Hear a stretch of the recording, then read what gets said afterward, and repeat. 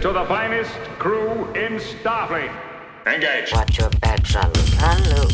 I'm Captain Janeway of the USS Voyager. Captain Janeway of the USS Voyager. Captain. Welcome to the Greatest Generation. It's a Star Trek podcast by a couple of guys just a little bit embarrassed about having a Star Trek podcast. I'm Adam Pranica. I'm Ben Harrison. Getting ready for Valentine's Day over here. What are you doing to prepare? I don't know. Recording this episode. That's as far as I've gotten. How's that going over? Bad. What's your strategy on Valentine's Day? We tend to keep it pretty chill over here. But early in my relationship, I had a couple of things where I didn't technically fuck up, but I didn't do a great job at Valentine's Day in terms of execution. I had everything on paper. Yeah. You know? There was one time where we were going out to dinner and I was meeting her at work and we were going to go out to dinner and I had bought her some flowers, but I was I'm not going to carry these around to her job and then to the restaurant and then back home. They're just going to get beat up and die. Oh no, Ben. So they were waiting at home in water. Oh no. Did you catch some shit for not showing up with flowers? I didn't really catch shit, but I could tell she was preparing herself for a little bit of disappointment on that mark. And so our strategy as a couple has been set goals that Ben can accomplish in terms of what Valentine's Day looks like. And so what that's become is I usually make a heart-shaped pizza, which I've been doing since way before all these fucking pizza places started doing it. So don't come at me with I'm copying. They copied me. That's a hell of a thing to take credit for. And we do a nice night at home, you know? Ben, I've always believed that Valentine's Day was for both people in the couple. You subscribe to a burden on one person, and by that I mean burden on you kind of way of being? No, but there's things that I wouldn't feel right not doing for her on a day that's about our connection. Sure. But I think we both get something out of the day.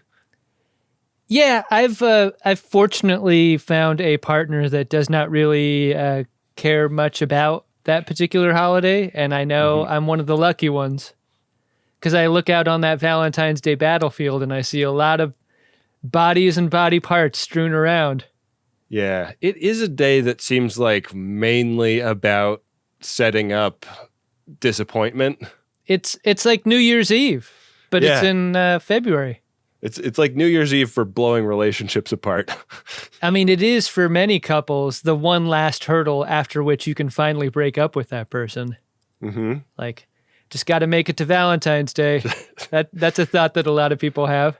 Hey, if you're out there thinking about just hanging on until Valentine's Day and then doing it after, just do it now. Just do it now. Just get it over with. You don't want to go to that restaurant with that sort of relationship Damocles hanging over you. Because I know you probably already know this. Valentine's Day solo, fucking great.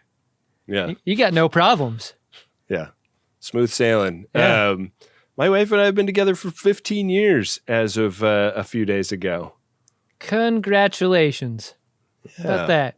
Pretty good run. Yeah. We've had 2 7-year itches and we made it past them. Jeez. Well, speaking of the battlefield of love, let's talk murder, Adam. Yeah, very similar battlefield for so many, I guess.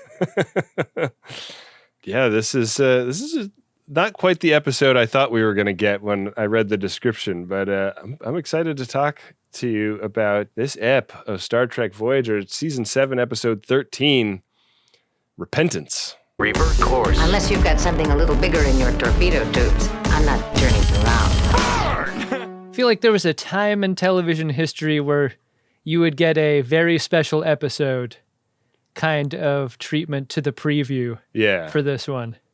Like when an episode hews very closely to a current event or a topic in the zeitgeist. I seem to remember all of the previews for Star Trek episodes on Channel 44 having a real, this is an action show about people punching each other kind of energy to them, like next time on Star Trek Voyager. Yeah, there really was that kind of emphasis to just about every trailer for an episode. And that voiceover guy didn't have the special episode mode, I don't think. I know for Greatest Gen, it was, I thought it was Goulardi. I thought it was Paul Thomas Anderson's dad that did that voice. Oh, really? Yeah. Man. I don't know if he stuck around for Voyager or Deep Space Nine, I mean. Maybe Wendy can find a snippet of the trailer for this episode, and we'll see how our recollection of that compares to what they actually ran. The galaxy's most dangerous criminals just escaped. All 8 are murderers. And Wednesday, they're taking Voyager hostage. Stay away, I'll kill her! An all-new episode. We have a very brief cold open in this episode. We start with looking out the view screen over Tom Paris's shoulder at a ship in distress. It's venting plasma or something. Yeah. And they beam survivors out of this ship to whose distress call they've been responding. And the first group we see is a whole bunch of people in the cargo bay. And there's kind of 2 different types of uniforms on the people that appear. And the ones that are in the foreground are very worried that they did not materialize with their weapons in hand. It's a very natural reaction for any starship captain for the Federation, right? You gotta beam the injured directly to sickbay. You gotta get the uninjured just in a place where you can keep them. And the cargo bay makes a lot of sense. But for the people in the cargo bay, they are horrified to learn that a few of them are missing. They're most dangerous, you could say. Yeah. And those people have been sent to sickbay due to injuries. And when we cut to sickbay, we see one of them on the floor, on that beautiful carpeted floor of the sickbay. And then we whip pan up to the other who has a scalpel to Seven's neck. And he's taking hostages, man. Make a move and the bunny gets it. I love the idea of casting for this part. Because this part is, I'm going to do it, man, back off. Like that energy. Yeah. You got to have that, but not in a cartoonish way. You got to have it like all the way, in a serious way. Yeah. And the actor who plays this character, Jeff Kober, is so good at this. He really is. He has sort of a Thomas Hayden Churchness to him. Yeah. Like, you know how Thomas Hayden Church always seems a bit like he's going to cry? I have never thought that about him. Okay. But I'm going to yes and this. Okay. I don't know. I recently watched the Peacock series Twisted Metal, where Thomas Hayden Church plays a psychotic police officer in a post-apocalyptic car-based future. Is he just someone with wet eyes? Or was he hanging tear drip? I don't know if he's doing it on purpose or not, but yeah, like, I mean, ever since Sideways, he's just seemed like a guy who's like emotionally on a knife's edge every time I see him in anything. And and this guy really like gave me that in this scene, like to the extent that I was like, is that Thomas Hayden Church under that loaf? Yeah. No, yeah. It's Jeff Kober. I mean, Thomas Hayden Church, also a man who has a great, great voice. Yeah. Like a Jeff Kober. Stay away or I'll kill her! 45-second cold open. Like, we are in and out. Don't you feel like Seven is maybe the worst person to take in the grasp like this? Because what's stopping her free arms from like tubule right into this guy's nuts? Like, you'd never see that coming. You'd never see it coming. And like, tubule doesn't seem like it would take you down that fast, but tubule to the nuts for sure would. Absolutely. Yeah. Could you use the tubules as like a whip, like a whipping device? Like not just to insert the nanoprobes, but like to... Yeah, or like to garrote somebody. Yeah, that's what I'm saying. Like, could she whip it around the back of this guy's neck and like... Yeah, there's that guy in Johnny Mnemonic that has the fingernail that he can pull out and it makes like an electric garrote. I wish we were drilling down a little bit more into the tubules and what they can and can't do. Yeah. Like, could the tubules drink your milkshake? Sounds great. That'd be fun. You mean from all the way across the room?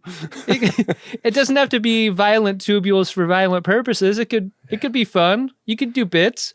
More bits on tubules, I think, is a new rule of Greatest Gen. Yeah, I'd like that a lot. So we get Tuvok and the main guy that they beamed over that isn't one of the prisoners. When we come back, they march into Six Bay.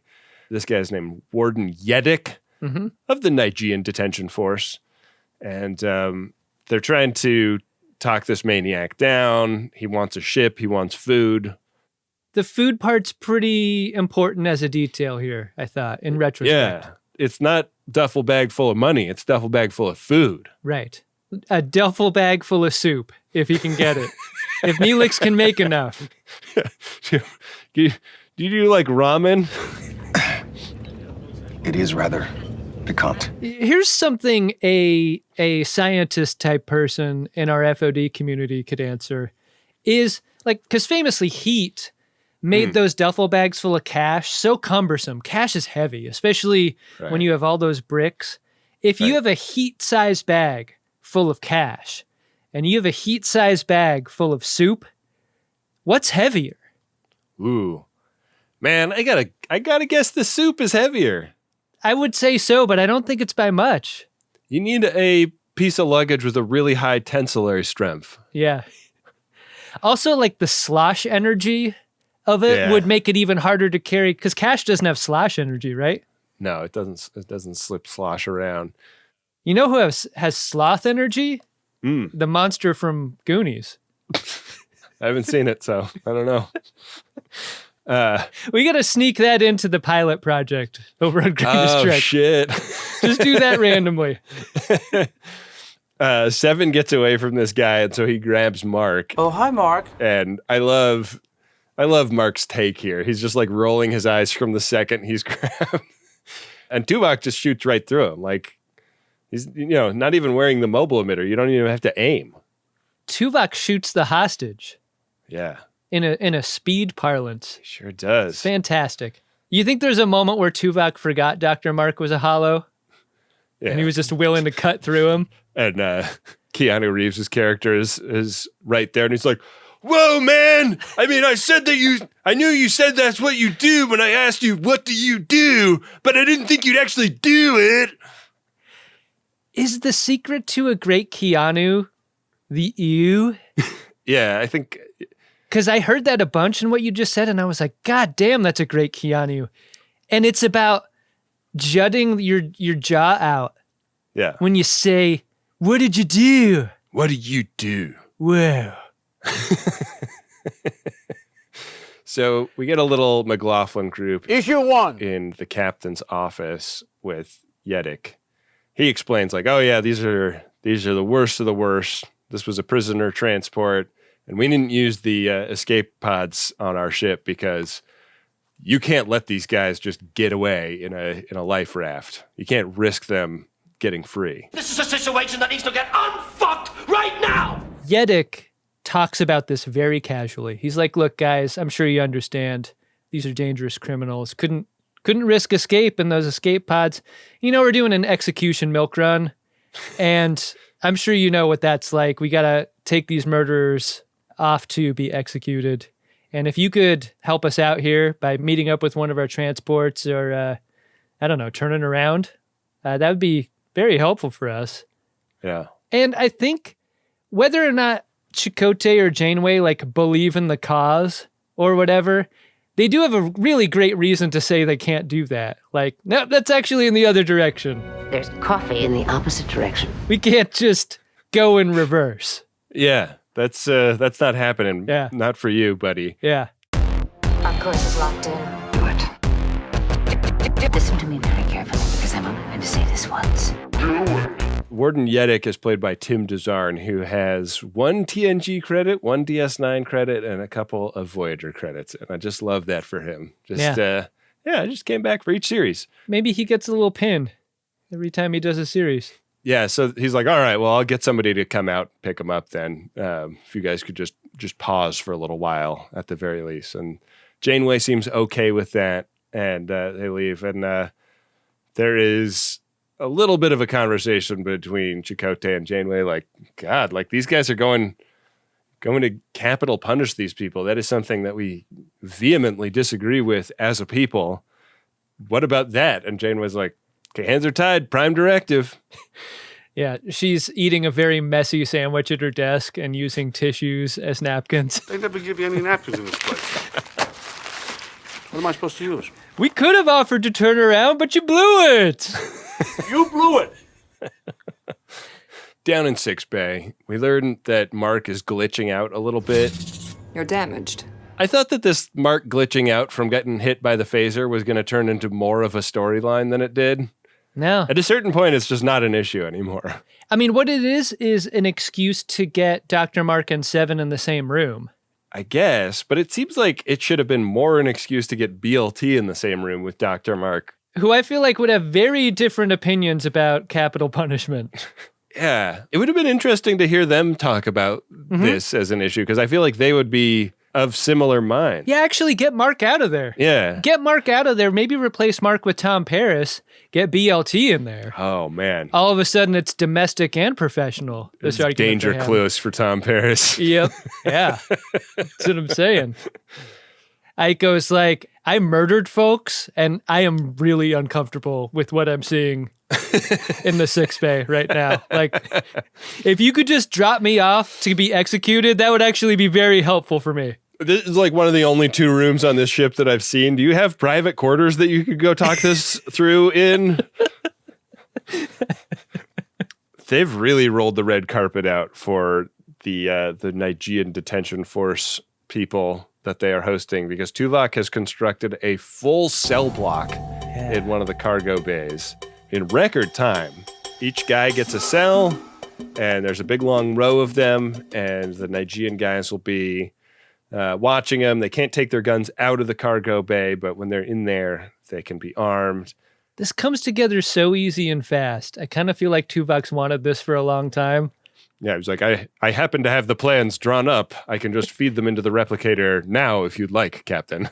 Wife goes away on a work trip. Suddenly the guest room is turned into like the golf simulator or the pool table room. Like, how did you assemble this so fast? Yeah. There used to be a hide-a-bed in here. You know what he's been doing? He's been eating Neelix's food the entire time and saving up all of his replicator rations for this one big splurge. I love the scene that we don't get here, which is Tuvok deciding on the finishes and the configuration here, because it's not just like cubicle walls, like in the Federation brig parlance or whatever. Like there's like chain link and stuff. Like he made choices here. You know that there was like a book of swatches. Yeah. You know that like, you know, he like put different colors of paint up on the wall and stood back and like took a look at them. Yeah, the montage hit the cutting room floor, sadly. And what we're left with is just the result. And the result is pretty cold. Neelix enters with a bar cart with a couple of big pots on it. And he's preparing to give rations to the prisoners. And Yannick like takes one look at this and is like, no way, man. Like they don't deserve nice food. And everybody's like, have you checked out what Neelix serves yet? Like you haven't been on board the ship that long. Like before you prejudge what he's given them, like this is pretty close to bread and water, man. You know what's messed up is like we've had people on death row on Voyager before, and they actually don't want a last meal. It's kind of fucked up. At the end, they're begging to go. Tuvok kicks Yannick right back in the nuts and is like, if you're on our ship, like these guys are eating the food that we have prepared for them. And, you know, to his credit, Yannick is like, all right, well, you know, your house, your rules. And they start passing this out. The first person that gets some is the guy in the cell across from Aiko, the guy that took Seven hostage. This guy is named Joleg, and he's the first to get served his food. And he seems real nice. He seems like a nice guy. Yeah. I like the little hole that they open up in the force field. I didn't know they could do that.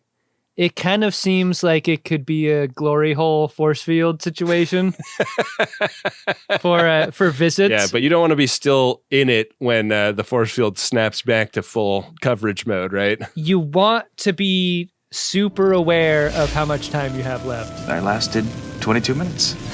It's so sad though, right? Because he's like so appreciative to be getting this bowl of food. But that's before he eats it, right? It's the bitter irony of a prisoner thinking that they're getting a good thing. It's almost like a country song, Adam. It's almost like Joe Leg, Joe Leg, Joe Leg, Joe Leg.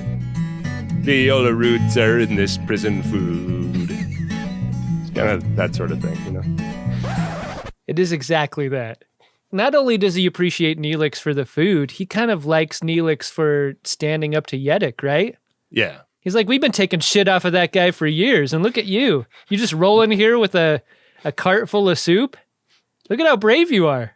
Instantly, Neelix has found his 11 biggest fans. Yeah. Yeah. In 6 Bay, Dr. Mark and Sefin are working on fixing the hollow matrix, I guess, and having a little debate about whether killing is bad and whether killing killers is bad. And it's pretty like mathematical for Sefin. She's just like, you know, you can't do anything to make this better for the families of the victims other than executing them. And that also like has the benefit of ensuring that they'll never reoffend. So I have no problem with this. And Dr. Mark has a much softer touch about this. I think it helps with them being in proximity to Aiko, right? Because you can have this argument about what you believe, and then in the very same scene, you can be confronted by a guy giving a totally unhinged performance about how badly he wants to murder all of you as soon as he's able to get free from his cell, right? Yeah. We kind of cross-cut from this back down to the cell area, and he's like, Aiko's telling Yedick about like the names of his children and stuff. Yeah. And it's like, man, like I don't like Yedick at all, but this Aiko guy is really scary. And he's also like, we learn from Jolig that he's like been stealing food from all the other prisoners. Like he's like really the alpha scary guy in the prison. I just could not take my eyes off of Jeff Kober as Aiko. I thought he gave one of the best performances from a guest star I've ever seen in Star Trek. Yeah.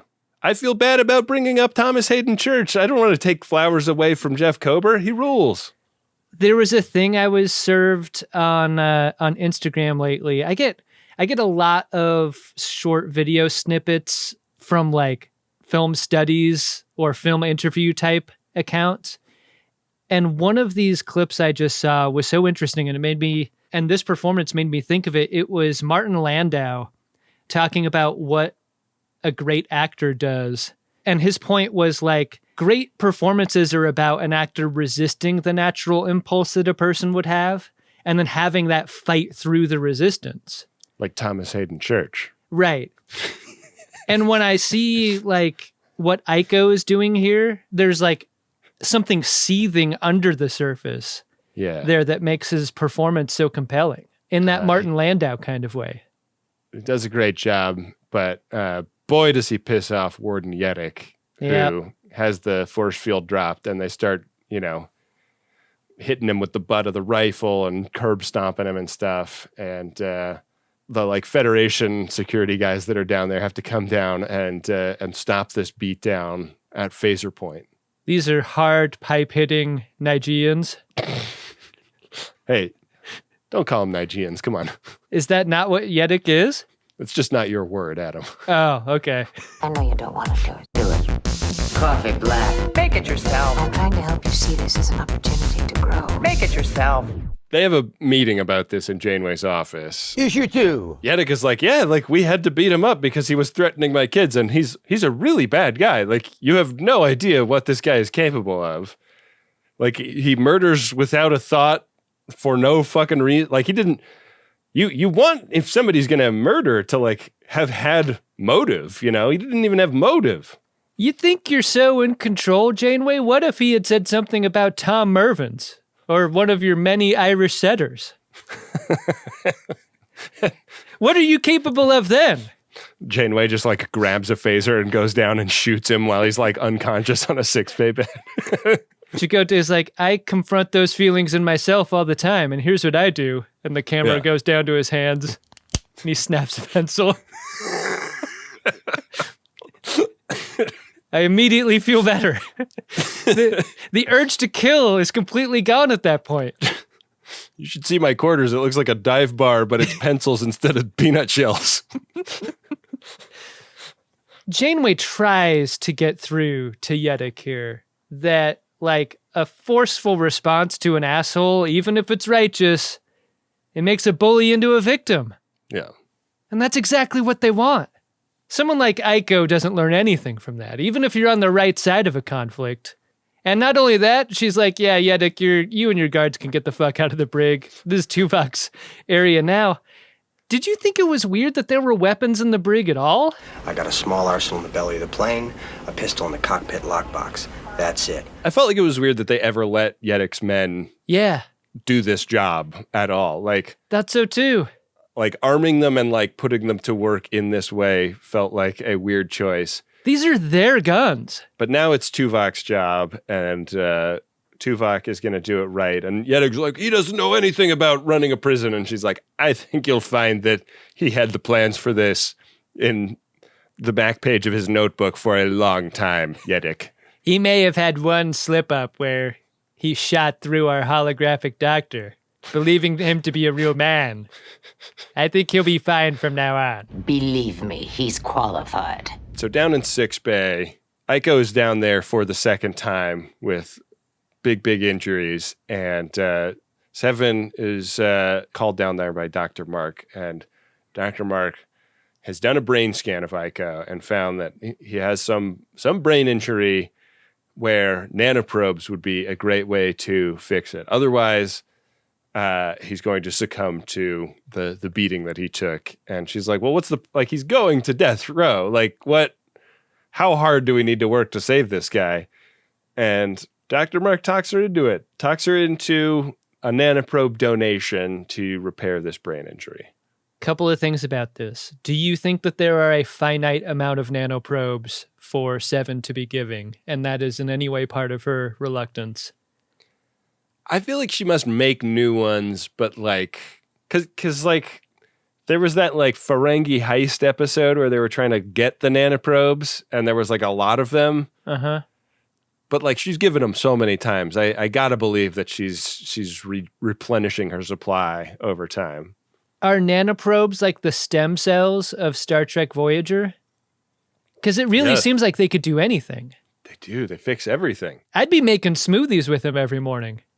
That's the thing now. When our baby was born, we saved stem cells from from like the placenta or something. Oh yeah, are you keeping cord in your freezer? Yeah, we have cord blood like in a cryogenic facility somewhere. I don't know where it is. They probably keep that stuff separate from the ropes, right? And the heads. Different shelves. Because those cryo facilities probably keep everything.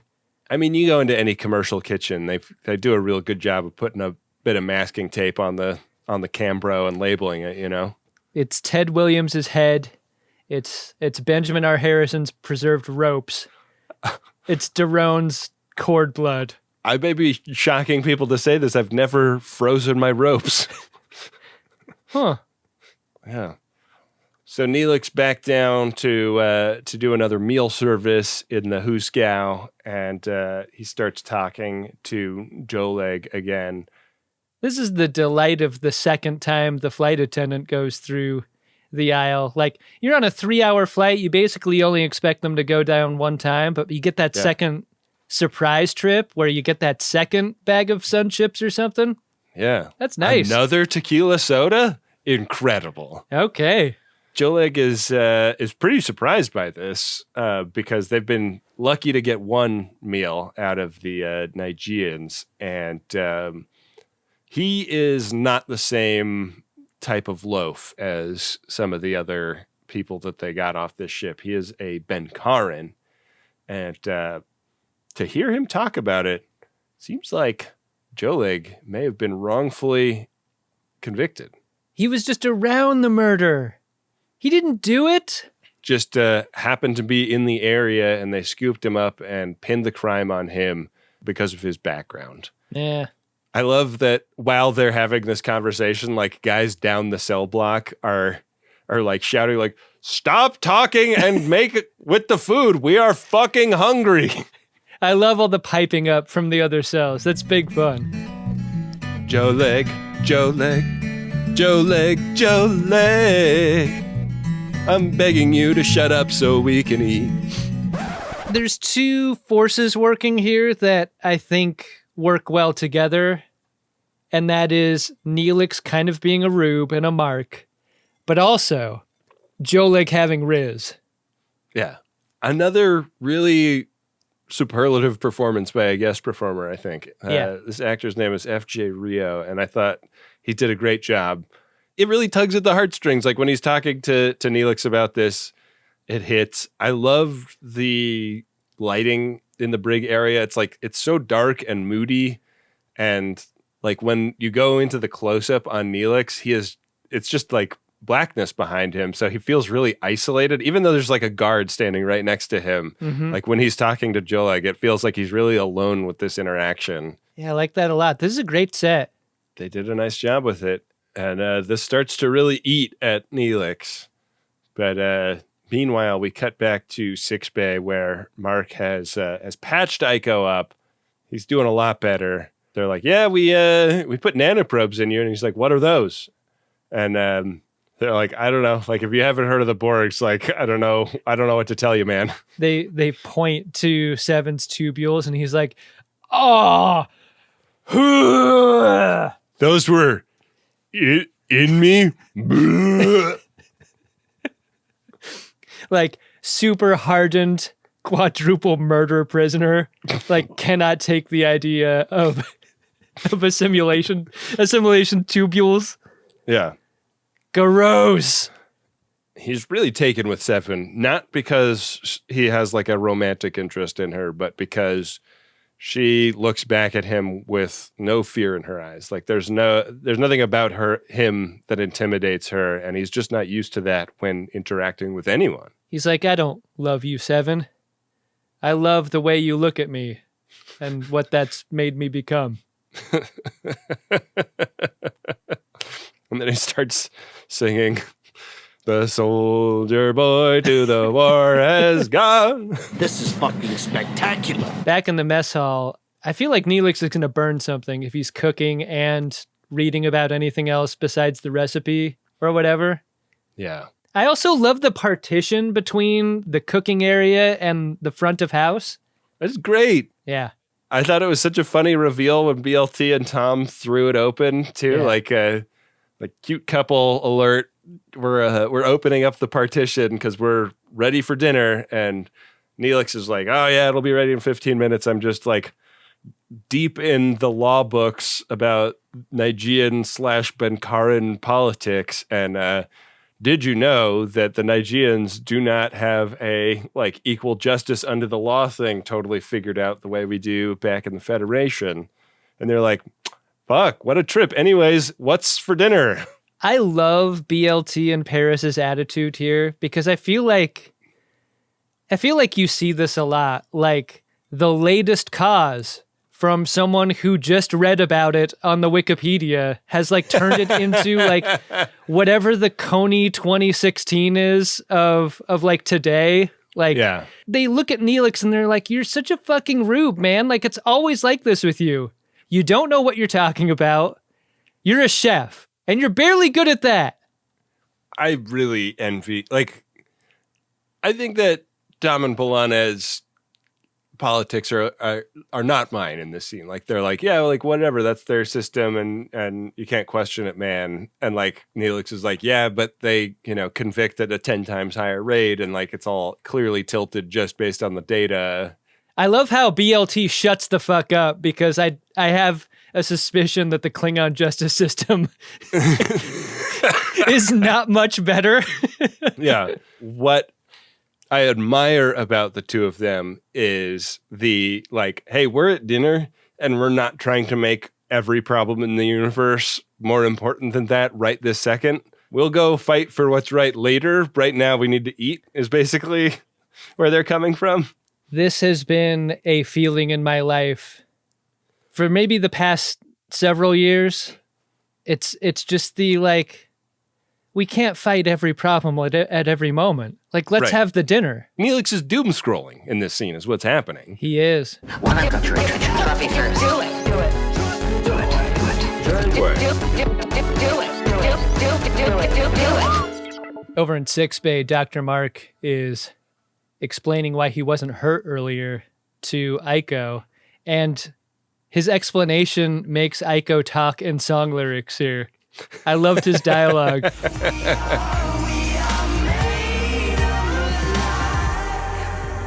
I wish I was made of light. Aiko is having a whole different experience of the world right now because Seven walks in and Mark is like, hey, like, so the nanoprobe thing went so well. I want to get some more out of you so I can put more of them in him. And she's like, yeah, okay, whatever. Does she need a refractory period for this? No, she's like Marky Mark, you know, she can just go right away. That's awesome. So they're like doing the extraction and, you know, they're talking about the possibility, like, you know, Aiko seems all sensitive now, but maybe he's just doing that to trick you. And they hear him from around the corner. He's getting personal bangers dropped on his belly. And after the doctor scans him and can't find anything medically wrong with him, they come to the realization that he is experiencing clinical grade guilt. This seem familiar to you in any way? Yeah.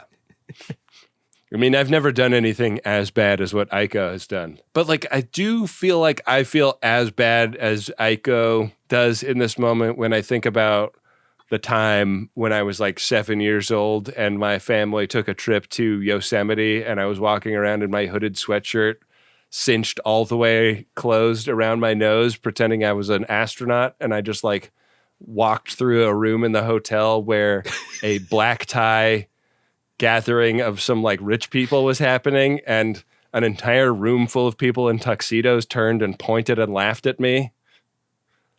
That's a thing I think about, you know, every night as I'm falling asleep and makes me feel as much pain as Aiko feels in this moment.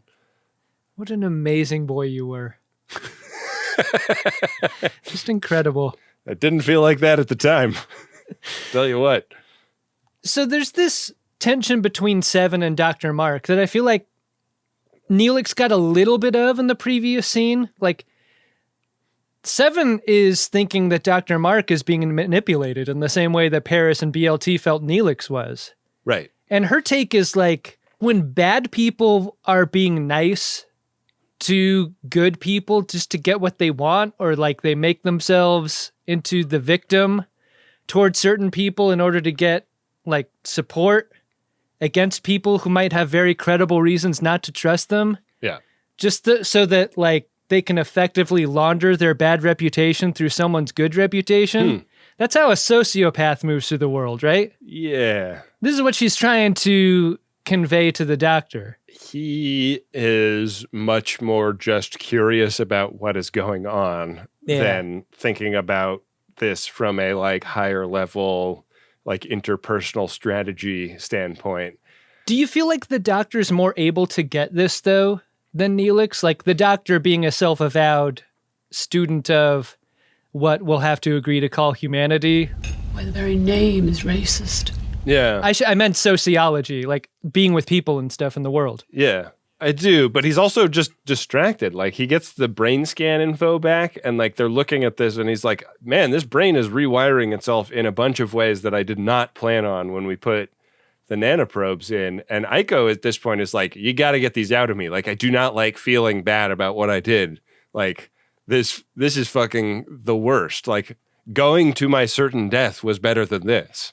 There's a transition here because the doctor originally kind of ties it to the Hippocratic Oath of like, I don't think people should be executed for any reason.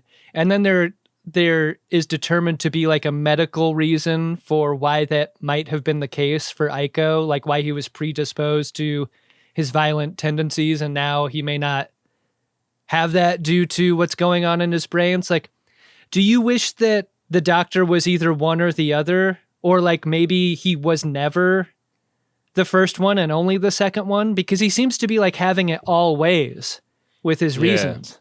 This episode zigged when I thought it was going to zag so many times. Yeah, that's what I'm getting at. Because like the next scene is like not about what the doctor is doing, like trying to get to the bottom of like what is normal for this kind of brain, like by, you know, transmitting data with Nigerian medical science people or something. Mm-hmm. It's Aiko and Seven talking about their kind of shared love of stars and like Aiko thinking back to his childhood. And I mean, like he's never going to love stars as much as Seven does. She's cataloged 6 billion of them. Like you can't fucking compete, Aiko. She's kind of gatekeeping the stars thing.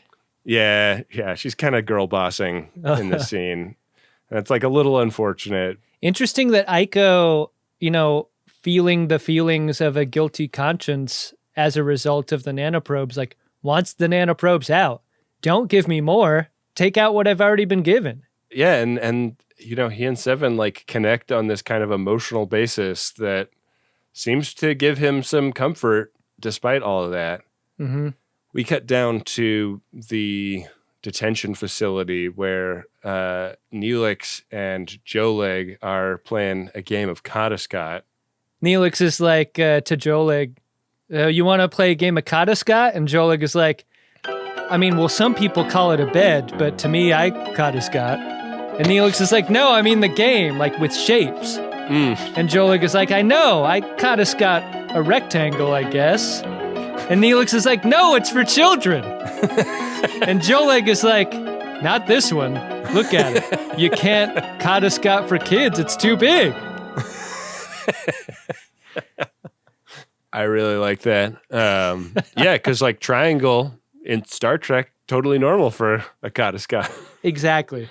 They're playing a nice game. They're talking about, you know, the research that Neelix has been doing. I've been doing my own research, and I've learned a lot of disappointing things about the way Benkarans get treated. When people begin a conversation with an allusion to doing their own research, that's usually a good time to just sort of punch out of that conversation. Yeah. This poor guy cannot leave because he's in a cell. This might be the most cruel and unusual situation that Joleg has ever found himself in.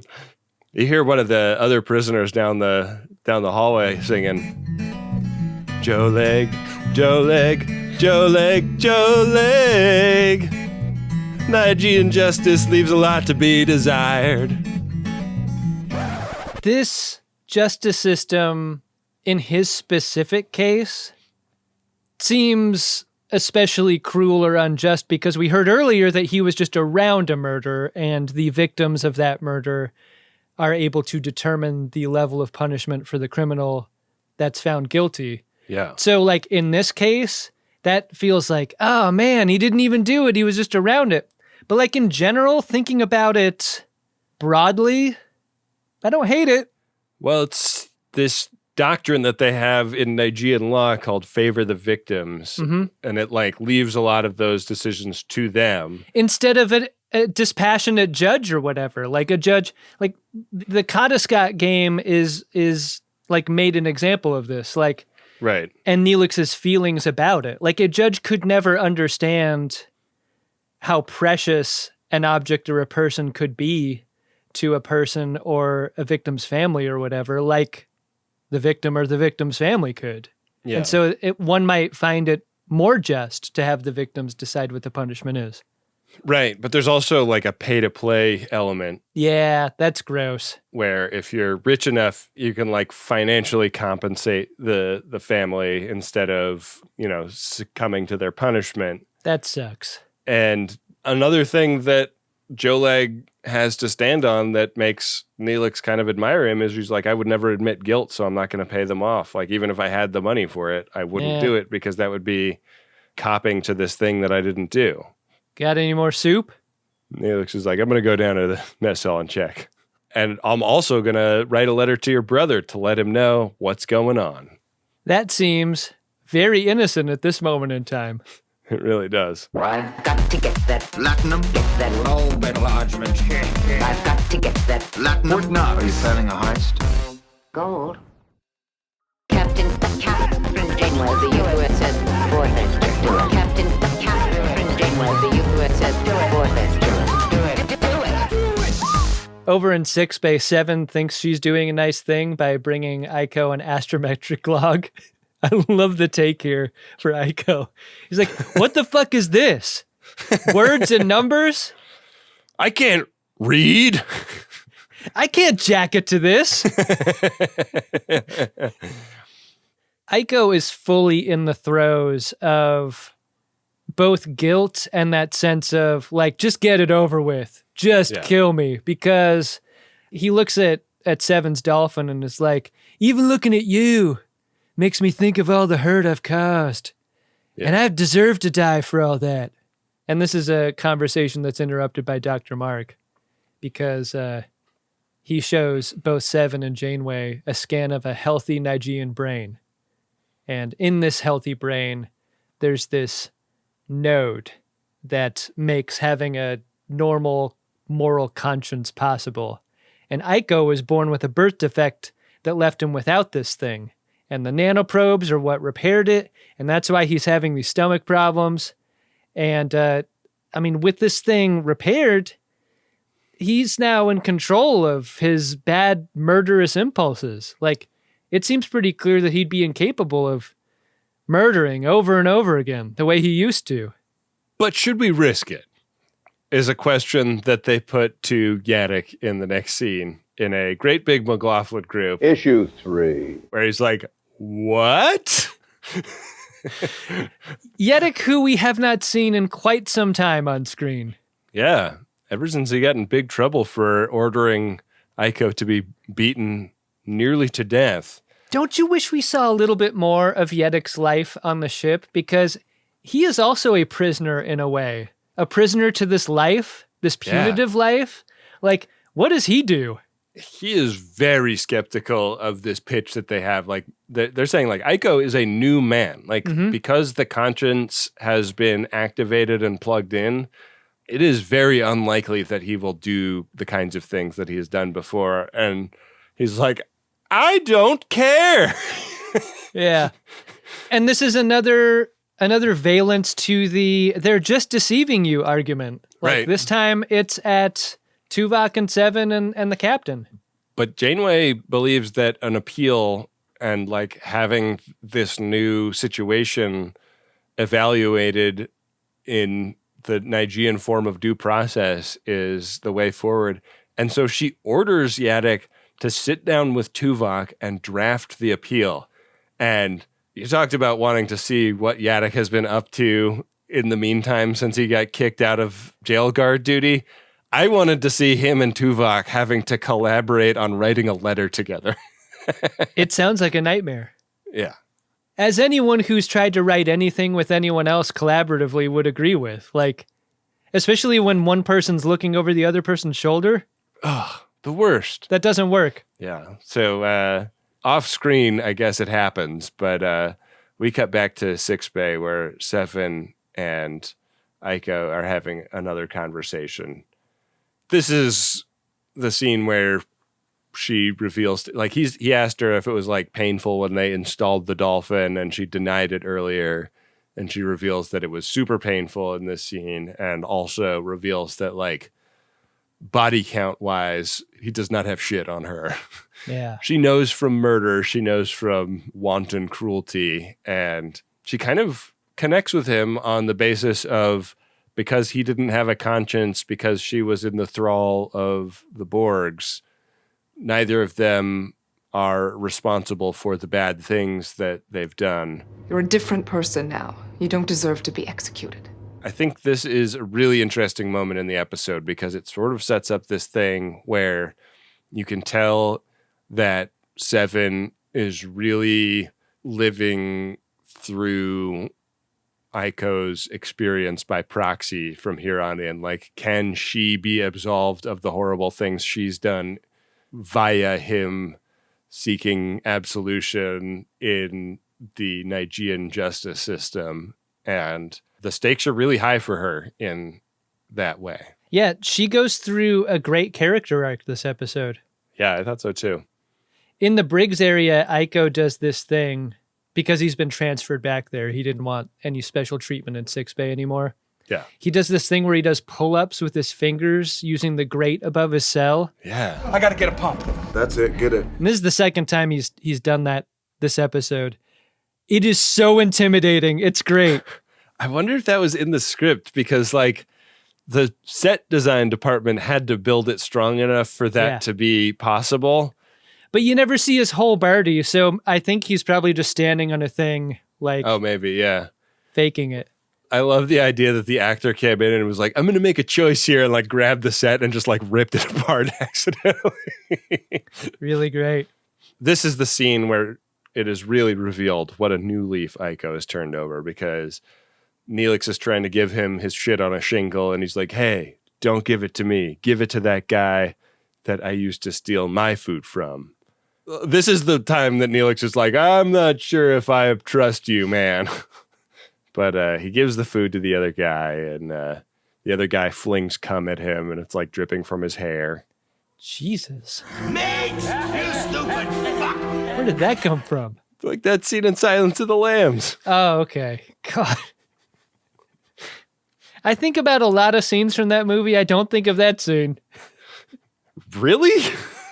Yeah. That's like the most crazy moment in that movie. A lot of crazy moments. Isn't it crazy how often Silence of the Lambs was shown on television, like cable television? And by that, I mean not HBO. I mean like TBS or whatever. Did they show that part? No, that's what I'm saying. Like I watched that on TNT dozens of times. And so so like the memories of that film are largely without the cum throwing.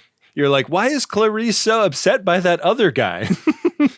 And why did Dr. Lecter talk him into biting his tongue off and swallowing it and killing himself? Yeah, a lot of questions. Very mysterious movie to me. Spoiler alert for Silence of the Lambs.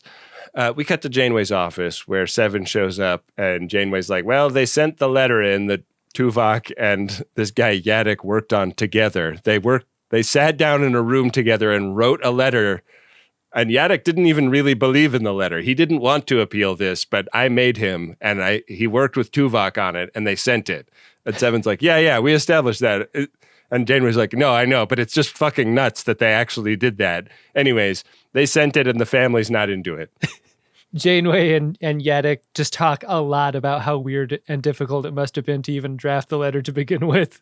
Yeah, and Yaddick's like, no, it's like, honestly, like I've had a long career as a prison warden. One of the hardest things I've ever had to do. I mean, and this kind of gets Janeway off the hook for making a decision. That decision was taken out of her hands. They're just going to abide by what the family said here. And so Yaddick fucks off and leaves Seven and Janeway to discuss the situation going forward. And Seven cops to the idea that she and Aiko are similar. Like, aren't they both deserving a chance to atone for their crimes?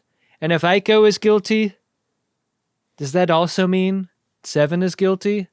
Seven is like, I had this opportunity uniquely to reclaim my humanity, and doesn't he deserve that too? And Janeway's like, oh, Seven, I wish you hadn't put it that way.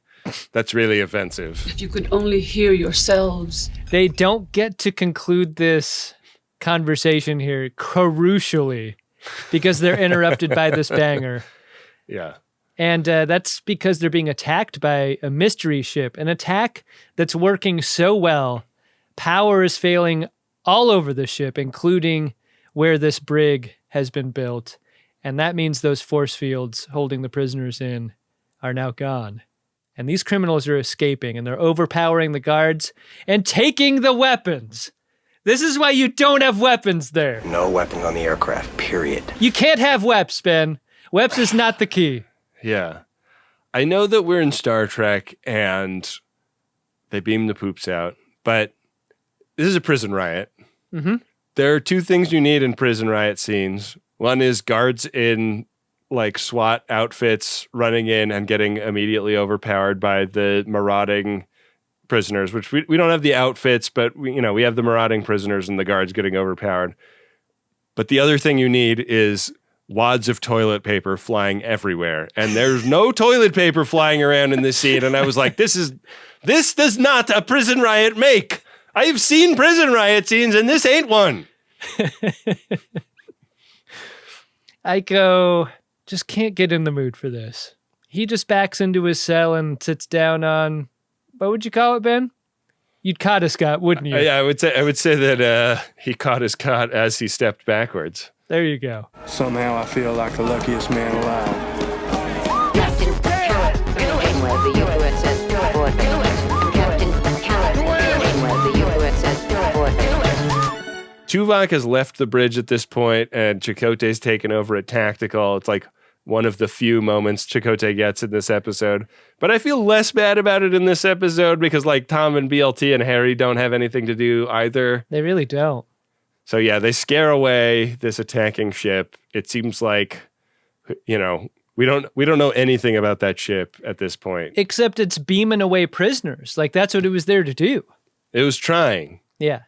And it fails. And well, it succeeds for some of them. I think only two of them. Oh, does it? Yeah, I thought they got some off. Oh, man, I didn't realize that. Because it comes to a head like by the shuttle bay where Joleg and another guy are trying to shoot their way out. How badly do you wish they got to the Delta Flyer? They get in there like, what the fuck are these analog knobs about? What nerd designed this? And it cuts to Tom back up on the bridge of the Voyager, like finger in his collar going, gee. Yeah, they don't make it in there, but that's where they were headed. They get confronted by Yedick, and Joleg easily takes him prisoner and drags him back to the Briggs area. And this is an intense scene. Yeah. Because when the prisoners take the wardens or the guards during a prison riot, it usually doesn't go very well for those guys. Yeah. They like weld the door shut with a phaser. Yeah. Welcome to Con Air. This is all like coming to a head where Joleg is like getting ready to shoot Warden Yedick while he's like lying on the floor. And from down the hallway, you hear Aiko. And he's singing, and he goes, Joleg, Joleg, Joleg, Joleg. Killing hostages is hard to come back from. Great moment for Aiko here, right? Aiko saves Yedick? By taking the Dustbuster from him, he's like, look, let me do it. I gotta do this one, man. After all he's done to me, come on. Yeah. So he does, except Aiko gives the Dustbuster to Yedick. And then Yedick shoots Joleg. Wow. Oh, Joleg's got to be pissed about this. So this instance where Aiko saves Yedick's life leaves such an impression on Yedick that he decides to get the victim's family to hear Aiko's appeal for leniency. I love his take, like Tim Jazarin's performance in that moment, like holy shit, he gave me the gun? And it is like smash cut to Aiko apologizing to this family and going like, whatever you decide, just know that there's like no amount of sorrow I could possibly express for what I've taken from you. This is how it is though. And I'm not saying that it's right or it's wrong. I'm just saying this is the way it is. A person changes their opinion because a thing personally affects them. Yeah. And this is what happens to Yedick here. Or they're smart and they like understand the data on the thing. Yeah, that's not this. I thought it was amazing that we get to watch the leniency plea happen on the bridge. Yeah. Can you imagine working on the bridge at a station not related to this? Like you're just doing science over at the science station and you're hearing this guy plead. I'm just going to put in my AirPods. You're trying to like lower the volume on your computer so the life form song doesn't drown out his plea. You precious little life. If you let me live, I will never hurt anyone again. Another great performance. Yeah. Here. Boy, Felt real bad for the extras that had to get put in all that loaf to just sit there for one shot. Yeah. So that we could then cut back around to the ECU of Aiko doing this plea. And it is gut-wrenching, but they don't know him like we do, you know? Like, they haven't seen the journey he's been on. And they don't know who the fuck Voyager is. Like, this irritates me so much. Like, Aiko gives this family more information than they can use or understand. He's like, I've changed. My brains are different. And it's all thanks to these people here. The Voyager crew. Yeah. I'm going to now thank them all by name. And this family is like, what is a Voyager? Yeah. Who are He's these like people?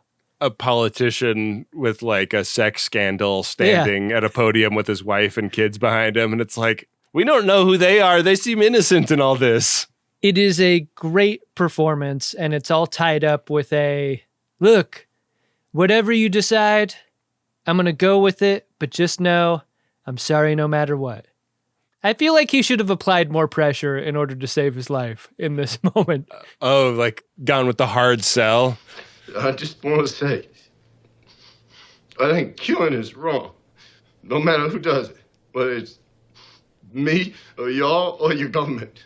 I don't think that's the time for a whatever you want to do, whatever.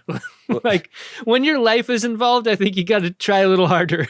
He slaps the hood on himself and says, this thing really feels bad. He pulls a Benjamin R. Harrison from off screen. This baby really feels guilty. A lot. The emotion of that scene is so interesting in conversation with the emotion of the next scene where Neelix feels so used by Joleg. He's like down in the detention area going like, man, that was your brother's fucking ship. I transmitted that message to him in good faith, and like, you were fucking tricking me the whole time. And Joleg's like, hey man, like, I don't know. I didn't know he was going to do that. How about give me some nanoprobes? Maybe I'll feel bad about it. I don't give a fuck. Fuck you. Yeah. He's the scorpion to Neelix's frog. Mask off, Joleg. Damn. Do you think that Joleg, by doing the stomachache stunt, was making fun of Neelix? Or was he actually trying to pull a legit stomachache stunt the way Aiko did? Could he have known that that's what Aiko went through? Because that happened in 6-Bay. I like the meaner version of that read, that he's doing this at Neelix, but I don't think that's what the show's doing. It would have really made me hate his character. I like that there's some ambiguity with his character, but it would have been kind of fun for him to like really be an unredeemable villain at the end. I liked seeing Dark Neelix here too. Dark Neelix with the glowing red eyes. You rarely see this version of this character, but he is disgusted by Joleg here. You make me sick, Joleg. Yeah. Joleg, Joleg, Joleg, Joleg. I eat a lot of Fleola root, but you make me sicker. I don't know, man. Maybe go with the second draft on that one. Okay, well, I didn't write these down ahead of time. I cannot believe how much more episode there is in this episode, because in the Ass Lab, Aiko has been permitted to look at the stars while he waits for the results of the appeal. This seems like a nice thing for the crew to do for him. Yeah. And there's this moment of hope. And this moment of hope is important to give, because what you want to do is make someone feel something at the end of this episode, and this is how. You give him a little bit of hope, and then you take it away, because he's got this hope, and they start making plans. Seven's like, maybe you can get a job here. Like, look at that guy. He's a guy we picked up along the way. Look at me. I'm important. Hey, Egypt, I got a job. I like looking up at the stars too. It's better than looking down. And like the moment they start making plans, in walks Janeway and Yedick to smash his hope nuts to smithereens. The family's denied the appeal, and before Aiko goes, he's just got to look in Seven's eyes one last time. They're the only eyes that look at him without hating his fucking guts. Yeah. So they drop him off. Janeway checks in on Seven in the ass lab at the end, and Seven has not been sleeping or recharging, as it were. Seven, I'm glad you're still awake. The Nigerians are broadcasting the execution on subspace. I really want to watch it in here because it's a really nice screen. It's the only screen on the ship with HDR, and I've heard they're broadcasting it in 4K. Really gets the tone wrong at the end of this episode.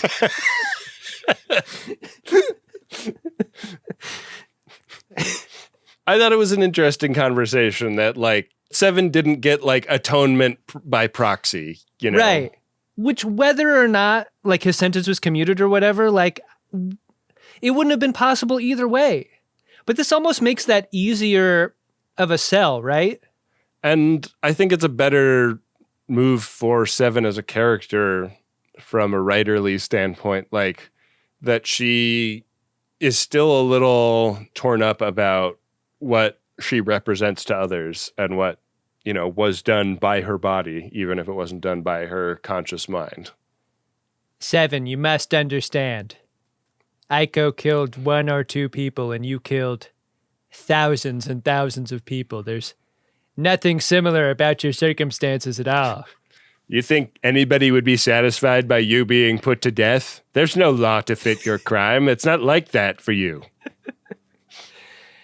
And that is the scene the episode ends on, Ben. Did you like this episode? You know, I'm really easy to get along with most of the time. But I don't like bullying, I don't like threats, and I don't like you. Understood. I really liked this episode. I thought it was a chewy treatment of a pretty intense, difficult set of subject matters. Like, it didn't... There were a couple of times when I did feel like it was sort of dodging away from going deeper into one of them specifically.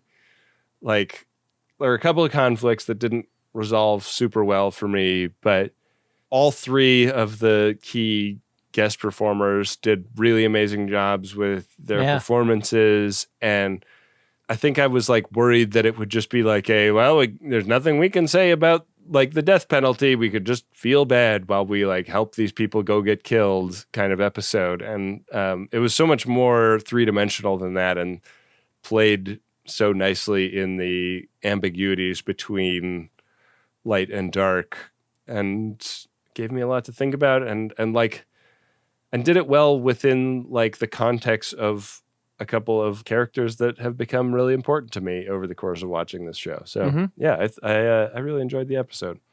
Yeah, I usually flip shit to this show for asking a lot of tough questions, but not really having the conviction to like have a strong opinion either way of the show. And this is an episode that does not also, I don't think, but in a way that makes it a better episode. This is a moral question that is really, really difficult to adjudicate effectively, whatever side you're on. Yeah. And what I appreciate maybe more than anything is like that this wasn't an episode that was telling me how to feel a certain way. This was an episode that showed me how characters were feeling about the issue and allowed me to experience all the sides of that thing. Yeah. In a way that I really liked. Like, don't tell me how to feel. Show me how you feel. That's what I like about good television writing. And I found a lot of it here. In addition to those great performances, like those guest stars this episode, absolute killers. Yeah. As actors. You know, killing it in the game, not like murdering. Right. I don't think. Killing it in the game, not killing in the name of. Right. You want to check the priority one inbox? Yep. Priority 1 message from Starfleet coming in on secured channel. Need a supplemental income. Supplemental income? Supplemental. Supplemental. Yeah, it's extra.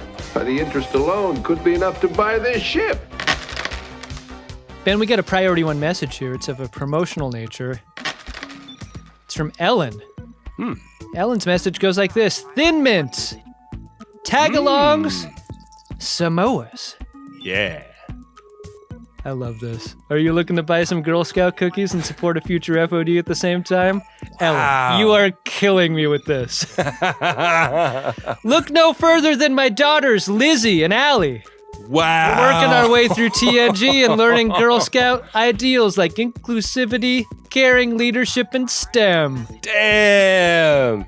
Cookies sold in Colorado are still only $5 a box. They can be ordered online and shipped directly to your door. Ben and Adam, because it deserves a replay. Let's hear the Maggie O'Callaghan drop. Would you like to hold my hand? Would you like to kiss me? Well, good morning, boys. The spirits have turned her into a cow. I'm not quite myself today. Oh? What kind of a girl do you think I am? Bitch, I'm a cargo move. I was walking around town with nothing but a bell around my neck. Everyone was staring at me. Wow. Ellen, one of the great promotional priority one messages here. I cannot believe the audacity of you selling Girl Scout cookies on a P1 message.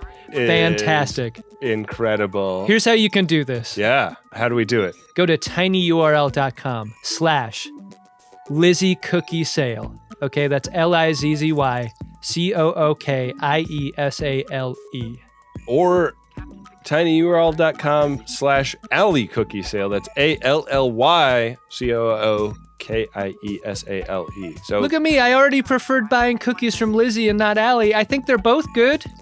How about this? You buy cookies from Lizzie, I'll buy cookies from Allie. We hope that the friends of DeSoto distribute their purchases equally among the two. Let's not make one feel bad and the other feel good. Let's make Lizzie and Allie big winners in their troop, you know? I had forgotten that it was Girl Scout cookie season. I have no Girl Scout cookies in my home. I'm going to change that. I'm going to go to one of these URLs. Got to. Lizzie Cookie Sale or Allie Cookie Sale at the end of a tinyurl.com. Get those cookies. Man, amazing. Get your Thin Mints, Tagalongs, or Samoas. Really the trinity of Girl Scout cookies you need to be concerned with. I'm a Samoas guy. Always have been. I could eat an entire box of Samoas. Have you tried Thin Mints? Yeah, I have. And we always have Thin Mints, and they're great. But I can't eat an entire box of Thin Mints. Oh man, I could eat multiple boxes.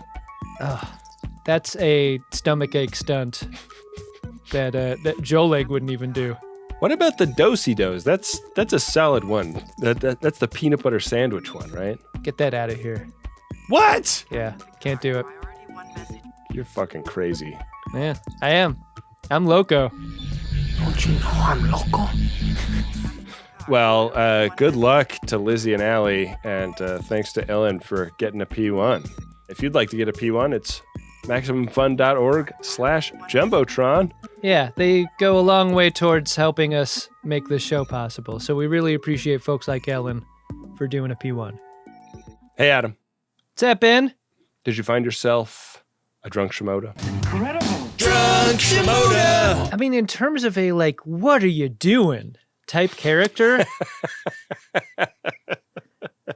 What are you doing? Who is that character in this episode? I have one.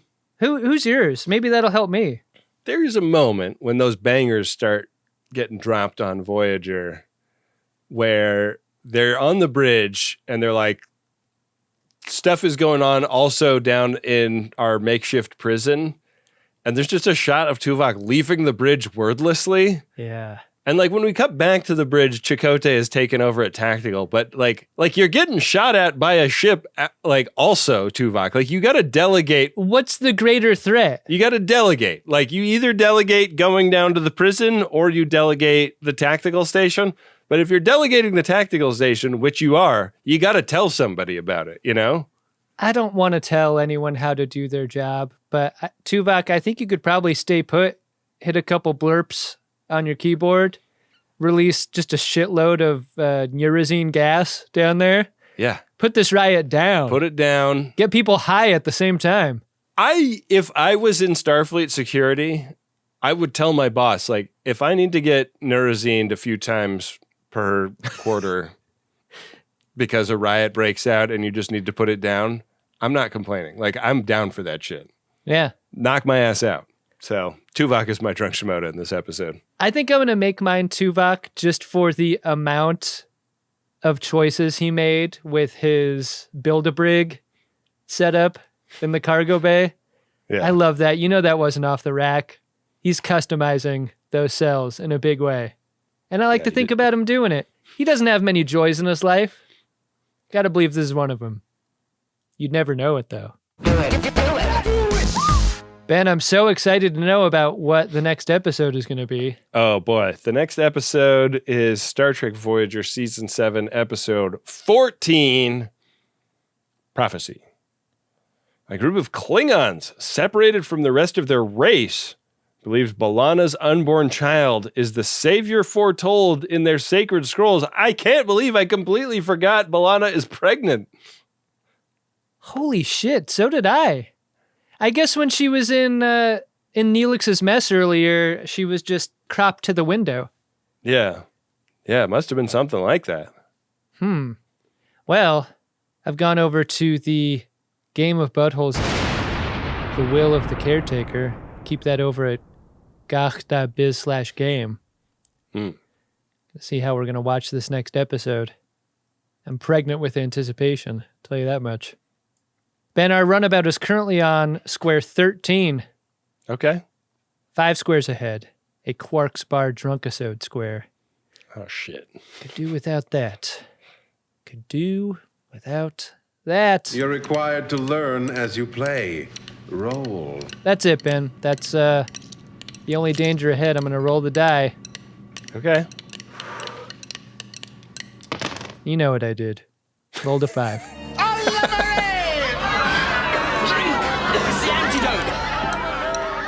This is what we deserve. We deserve bad things. Yeah. Okay. Wow. I feel like you've rarely... I'm looking at the FODs on the camera right now, watching us record this live. I feel like you could really hear the disappointment in Ben's voice there in a way you've maybe never heard before. I don't know what's going on with me, man. You're too sick for drinking. I stopped drinking for a long time. Yeah. For your health. Because my stupid belly. Yeah. And then I had 4 little drinks on Friday night over the course of 5.5 hours. Yeah. And I'm still fucking hungover. Yeah. So, man, I don't know what's going on with me. I'm falling apart. Maybe you're allergic. Like what you told everyone in high school when they invited you to parties. Yeah. I'm allergic to hot girls. I mean, is there a variation of Drunkisode that we could get you through? No, I'm gonna do it. I'm gonna get my birdie ready. It's gonna be fine. Drunkisode isn't power hour. Drunkisode is just drinking hard. Yeah. I'll make a couple of martinis. It'll be fine. All right. It's gonna be fine. I'm not gonna suffer. We're not recording this one until next week. You're gonna feel fine then. Yeah. Well, we'll see. Oh, is there something I don't know about? I mean, not to timestamp this episode, but we're going to fucking Sketchfest in between now and then, and we're probably going to do a little bit of drinking in San Francisco. So I'm gun shy is what's going on. All right. Well, I've taken drinking episodes off before, a fact that you've never let me forget. Yeah, I don't do that. I don't fuck our listeners over like that. Whoa. Okay. Well, looking forward to whatever that turns out to be next week. Jeez. Looking forward to it, Adam. Are you? Are you sure about that? In the meantime, we got to thank all of the friends of DeSoto who support this show on a monthly basis. MaximumFun.org/join. Get your butts ready for the Max Fun Drive. Like a month away. Oh, yeah. It's coming down the pipe. Yeah, I'm pumped. I've never been more pumped for a Max Fun Drive. Hey, listen. Tomorrow, the 13th of February, it's the Card Daddy, Bill Tilley's birthday. If you encounter him on the socials tomorrow, make sure you show some love to that guy. The Card Daddy does a great job for us. Nobody puts more love out into the world and deserves more back. Yeah. Card Daddy Bill Tilley. He deserves all his flowers. God bless that guy. Happy birthday, Bill. Thanks to Adam Ragusia, who made the original theme music of this show. Check out a online community of Friends of DeSoto on your social network of choice. People on Facebook, on Reddit, Discord, drunkshimoda.com, Discord. All lovely communities of like-minded FODs. And, hey, really appreciate everybody that gets together and has fun with this thing. With that, we will be back at you next week with another great episode of Star Trek Voyager and an episode of The Greatest Generation Voyager where some long-lost Star Trek podcasters come in contact with me and Adam and think that the next episode of our show is the great episode that has been foretold in their prophecies, and they think that, like, they should get it and not us. Man. That was great. You really tied it all in. Yeah, I tried to. I don't know. Make it so.